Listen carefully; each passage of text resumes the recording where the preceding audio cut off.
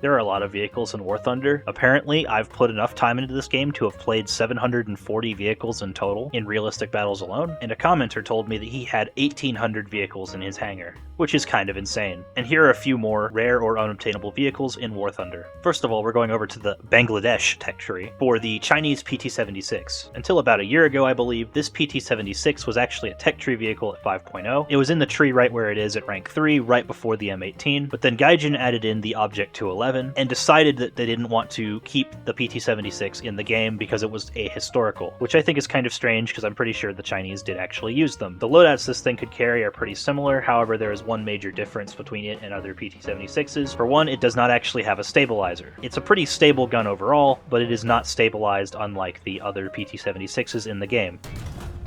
Otherwise, this thing is completely identical, has the same rounds and everything, making it a pretty fun vehicle to have in your collection. However, if you were not here in time and ground out this much of the Chinese tech tree to get to that vehicle, you actually cannot get it. It has been straight up removed from the game, but you have to have researched and I think purchased, unfortunately, the pt-76 to even have it at this point. Sort of like what they did with the Tiger II 105. The next vehicle I have for you is the Panzerspahwagen P204F KWK-38. This wonderfully logically named vehicle is actually from the Summer Extreme event from 2023.